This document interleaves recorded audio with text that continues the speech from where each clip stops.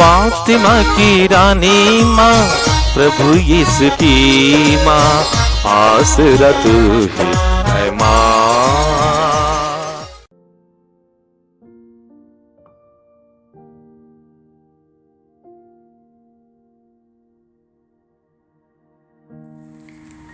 पहला पाठ नबी इसायास का ग्रंथ, अध्याय 56, पद संख्या 1, 6 से 7 तक।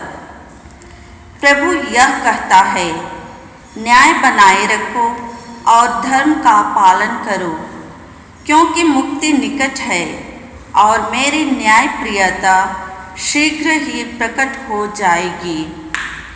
जो विदेशी प्रभु के अनुयायी बन गए हैं, जिससे वे उसकी सेवा करें, उसका नाम लेते रहें और उसके भक्त बन जाएं, और वे सब जो विश्राम दिवस मनाते हैं और उसे अपवित्र नहीं करते, मैं उन लोगों को अपने पवित्र पर्वत तक ले आऊँगा। मैं उन्हें अपने प्रार्थना गृह में आनंद प्रदान करूँगा। मैं अपनी वेदी पर उनके होम और बलिदान स्वीकार करूँगा, क्योंकि मेरा घर सब राष्ट्रों का प्रार्थना गृह कहलाएगा। यह प्रभु की वाणी है। भजन अनुवाक्य। हे ईश्वर, राष्ट्र तेरी स्तुति करे, सभी राष्ट्र तेरी महिमा गाए। हे ईश्वर, हम पर दया कर और हमें आशीष दे। हम पर प्रसन्न होकर दया दृष्टि कर। पृथ्वी के निवासी तेरा मार्ग समझ ले। सभी राष्ट्र तेरा मुक्ति विधान जान जाएं। अनुवाक्य। हे ईश्वर, राष्ट्र तेरी स्तुति करे, सभी राष्ट्र तेरी महिमा गाएं। सभी राष्ट्र उल्लसित होकर आनंद मनाएं, क्योंकि तू न्यायपूर्वक संसार का शासन करता है। तू निष्पक्ष होकर पृथ्वी के देशों का शासन करता और सभी राष्ट्रों का संचालन करता है। अनुवाक्य। हे ईश्वर, राष्ट्र तेरी स्तुति करे, सभी राष्ट्र तेरी महिमा गाए। हे ईश्वर, राष्ट्र तेरी स्तुति करे, सभी राष्ट्र तेरी महिमा गाए। ईश्वर हमें आशीर्वाद प्रदान करता रहे और समस्त पृथ्वी उस पर श्रद्धा रखे। अनुवाक्य। हे ईश्वर, राष्ट्र तेरी स्तुति करे, सभी राष्ट्र तेरी महिमा गाए। दूसरा पाठ रोमियों के नाम संत पौलुस का पत्र, अध्याय 11, पद संख्याएं 13 से 15 और 29 से 32 तक। मैं आप गैर यहूदियों से यह कहता हूँ, मैं तो गैर यहूदियों में प्रचार करने भेजा गया और इस धर्म सेवा पर गर्व भी करता हूँ, किंतु मैं अपने रक्त भाइयों में प्रतिस्पर्धा उत्पन्न करने की और इस प्रकार उनमें से कुछ लोगों का उद्धार करने की आशा भी रखता हूँ, क्योंकि यदि उनके परित्याग के फलस्वरूप ईश्वर के साथ संसार का मेल हो गया है, तो उनके अंगीकार का परिणाम मृतकों में से पुनरुत्थान होगा। ईश्वर ना तो अपने वरदान वापस लेता और ना अपना बुलावा रद्द करता है। जिस तरह आप लोग पहले ईश्वर की अवज्ञा करते थे और अब जबकि वे अवज्ञा करते हैं, आप ईश्वर के कृपा पात्र बन गए हैं, उसी तरह अब जबकि आप ईश्वर के कृपा पात्र बन गए हैं, वे ईश्वर की अवज्ञा करते हैं, किंतु वे भी बाद में दया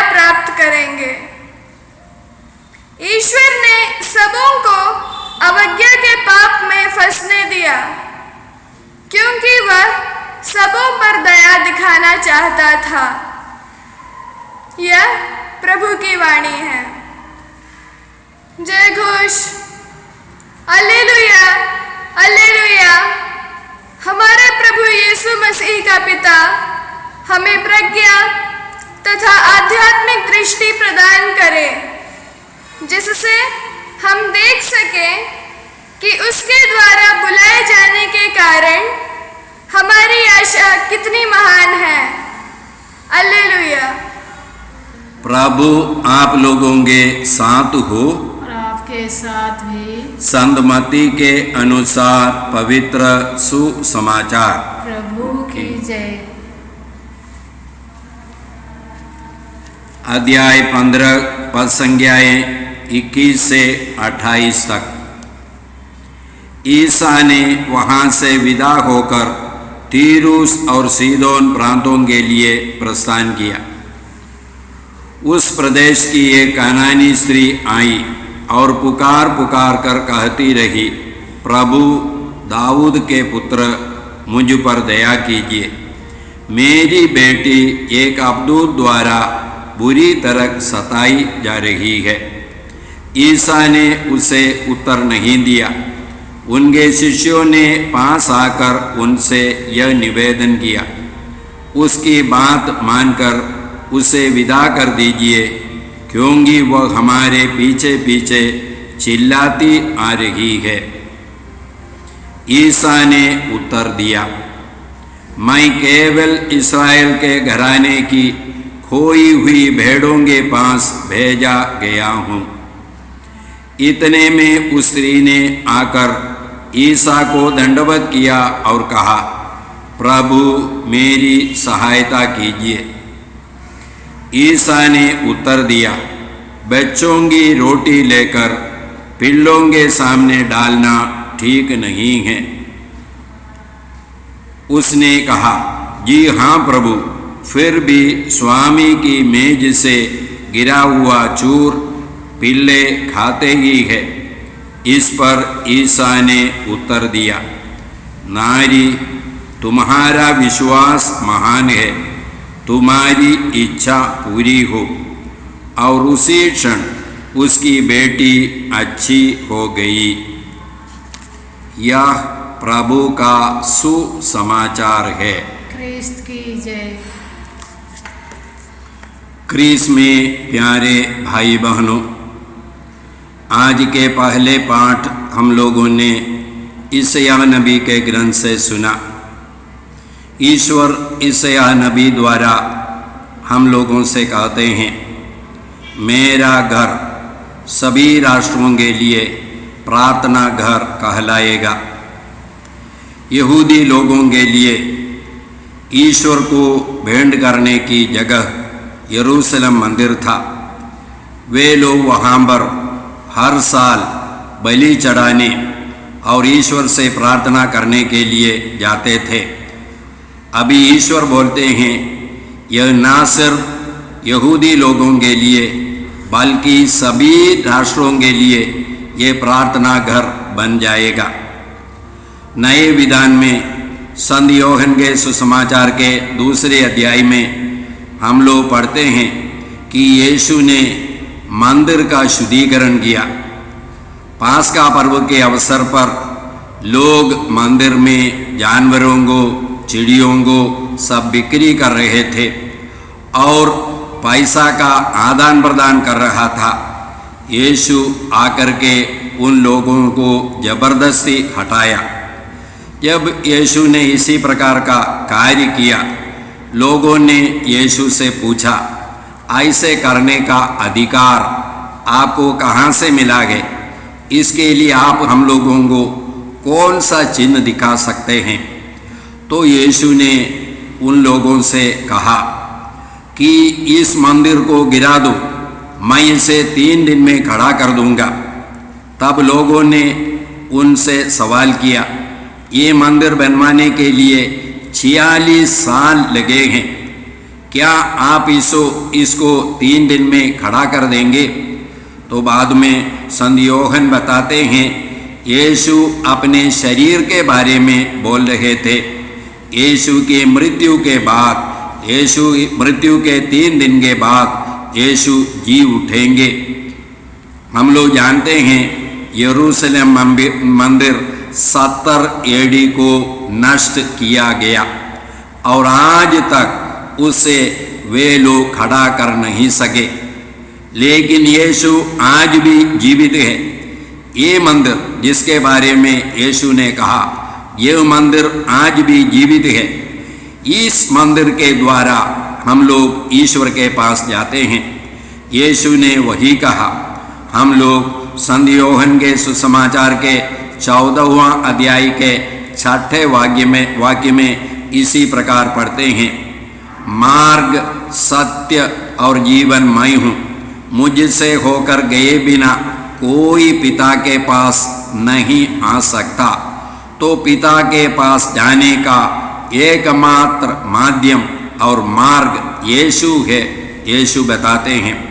संत योहन के सुसमाचार के पहले अध्याय के 18वां वाक्य में हम लोग इसी प्रकार पढ़ते हैं, किसी ने ईश्वर को नहीं देखा है, ईश्वर के गोद में रहने वाले एकलौते पुत्र ने उसे प्रकट किया है।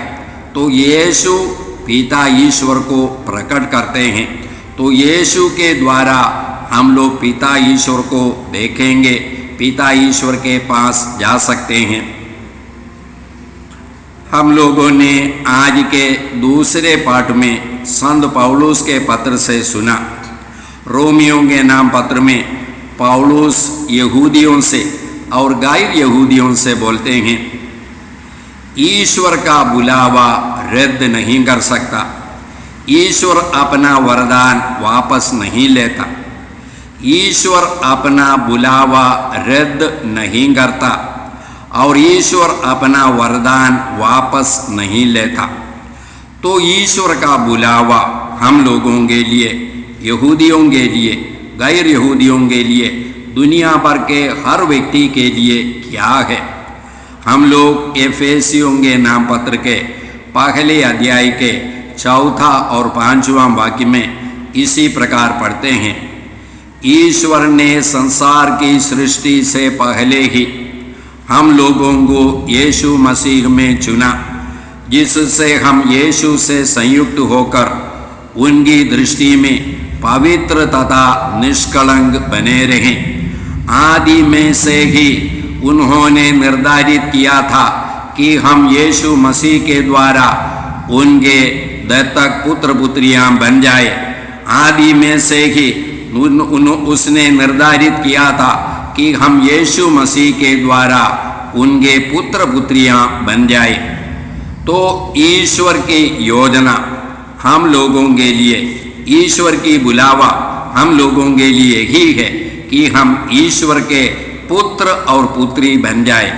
तो ये ईश्वर के पुत्र और पुत्री ईश्वर हमको बनाते हैं, यीशु के द्वारा हम लोग बन जाते हैं। वही हम लोग संत योहन के सुसमाचार के पहले अध्याय का 12वां और 13वां वाक्य में इसी प्रकार पढ़ते हैं, जितनों ने उसे अपनाया और जो उसके नाम में विश्वास करते हैं, उन सबों को उसने ईश्वर की संतति बनने का अधिकार दिया है। वे ना तो रक्त से, ना शरीर की वासना से और ना मनुष्य की इच्छा से, बल्कि ईश्वर से उत्पन्न हुए हैं। ईश्वर से उत्पन्न हुए हैं, इस दुनिया की तरीका से नहीं, मनुष्य की इच्छा से नहीं, बल्कि ईश्वर से हम लोगों को एक नया जन्म मिला है। ईश्वर से यीशु के द्वारा हम लोगों को ये नया जन्म, ईश्वर के पुत्र और पुत्री का जन्म मिला है। इसके द्वारा हम लोग अनंत जीवन के अधिकारी बन गए हैं।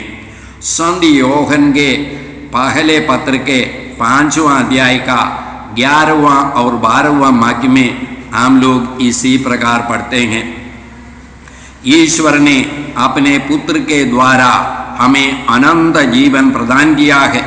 जिसे पुत्र प्राप्त है उसे अनंत जीवन प्राप्त है, जिसे पुत्र प्राप्त नहीं है उसे अनंत जीवन प्राप्त नहीं है। तो ईश्वर की योजना हम लोगों के लिए यही है। आज प्रभु से हम लोग कृपा मांगते हैं, धन्यवाद देते हैं यीशु के लिए। यीशु ने हमारे लिए, इस दुनिया के हर व्यक्ति के लिए, आदम से लेकर के अंतिम व्यक्ति के लिए जो कार्य किया है, जो बुलावा हमें दी है, इसके लिए हम लोग प्रभु को धन्यवाद देते हैं। आज के सुसमाचार में हम लोगों ने एक कनानी स्त्री के बारे में सुना। ये कनानी स्त्री अपनी बेटी की चंगाई के लिए यीशु के पास आई और उसकी बेटी अबदूद से पीड़ित थी और यीशु से अनुनय विनय की। किस प्रकार उसने यीशु से प्रार्थना की हम लोग यहाँ पर देखते हैं। संत मत्ती के सुसमाचार के 15वां अध्याय के 22वां वाक्य में वह इसी प्रकार प्रार्थना करती है, प्रभु दाऊद के पुत्र मुझ पर दया कीजिए, मेरी बेटी एक अबदूद द्वारा बुरी तरह सताई जा रही है। प्रभु दाऊद के पुत्र, एक कनानी स्त्री, गैर यहूदी स्त्री है, लेकिन उसने यीशु को मुक्तिदाता के रूप में समझा, दाऊद के पुत्र के रूप में समझा, मसीह के रूप में समझा और उसी रूप में उसने अपनाया। किसी से उसने सुना था और उसने उसका पक्का, इस बात पर पक्का उसने विश्वास किया और वह प्रार्थना करती रही। आज के सुसमाचार में हम लोगों ने सुना यीशु ने कई बार उसको ठुकराया, लेकिन वो यीशु के पीछे नहीं छोड़ी। अंत में यीशु ने यही बता करके उसकी बेटी को चंगा किया, नारी तुम्हारा विश्वास महान है। एक गैर यहूदी महिला के बारे में यीशु बोलते हैं, तुम्हारा विश्वास महान है। किस पर? यीशु पर। क्या विश्वास है? मुक्ति दाता के रूप में। क्या चीज़ से उसको मुक्ति देंगे? अभी उसने यही देखा है, यीशु मुझे, मेरी बेटी को अबदूद से मुक्ति दे सकते हैं, और ये विश्वास पर वो अडिग रही और उसको उसकी कृपा मिली। हम लोग यही समझते हैं, यीशु आए हैं। यीशु के इस दुनिया में आने का मुख्य उद्देश्य संत मत्ती के सुसमाचार के पहले अध्याय का 21वां वाक्य में हम लोग इसी प्रकार पढ़ते हैं। देवदूत संत योसेफ से बोलते हैं, वह वे पुत्र प्रसव करेगी, मतलब माता मरियम पुत्र प्रसव करेंगी और आप उसका नाम ईसा रखेंगे, क्योंकि वे अपने लोगों को उनके पापों से मुक्त करेंगे। वे अपने लोगों को उनके पापों से मुक्त करेंगे। तो यीशु के इस दुनिया में आने का मुख्य लक्ष्य यही है कि हम लोगों को हमारे पापों से मुक्त करना।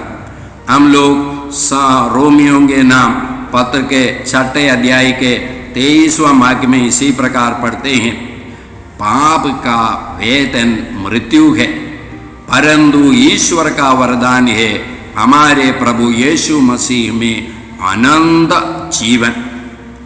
ईश्वर का वरदान है हमारे प्रभु यीशु मसीह में अनंत जीवन। यीशु के द्वारा हमको अनंत जीवन मिलता है। और हम लोग जानते हैं, तो बाइबल के वह वाक्य संत यूहन्ना का सुसमाचार 3 अध्याय का 16वां वाक्य, उसमें हम लोग क्या पढ़ते हैं, ईश्वर ने संसार को इतना प्यार किया कि उसने उसके लिए अपने एकलौते पुत्र को अर्पित कर दिया, जिससे जो उसमें विश्वास करता है उसका सर्वनाश ना हो, उसका अनंत मृत्यु ना हो, बल्कि उसे अनंत जीवन मिले। हम लोग प्रभु को, प्रभु पिता ईश्वर को, प्रभु यीशु के लिए धन्यवाद देते हैं। इस यीशु को हम लोग और दुनिया भर के सभी लोग अपने मुक्तिदाता के रूप में स्वीकार करें। हम प्रार्थना करते हैं कि परम पिता ईश्वर प्रभु यीशु के लिए हम तुझे धन्यवाद देते हैं, हमारे विश्वास के लिए हम धन्यवाद देते हैं। दुनिया भर के हर व्यक्ति यीशु को अपने एकमात्र मुक्तिदाता के रूप में स्वीकार करे, ये प्रार्थना हम करते हैं प्रभु क्रीस के द्वारा, आमेन। क्रिस में प्रिय भाई और बहनों, पिछले 2 महीने से हम लोग इस चैनल के माध्यम से मिसा के दैनिक पाठ एवं छोटा सा उपदेश प्रस्तुत करते आ रहे हैं। आप लोगों की उदारता से 1000 से ज़्यादा लोगों ने इस चैनल को सब्सक्राइब किया है। आप सबों को प्रभु यीशु भरपूर आशीष देंगे। आप कृपया यहाँ के कार्यक्रम लाइक करें, शेयर करें और बेल आइकन दबाकर हमें सूचित करें, ताकि यहाँ की सारी वीडियोस आपको मिलती रहेंगी। आप अन्य लोगों को भी प्रेरणा दें ताकि वे भी इस चैनल को सब्सक्राइब करें। प्रभु यीशु आपको और आपके परिवार को 100 गुनी आशीष देंगे। जय यीशु।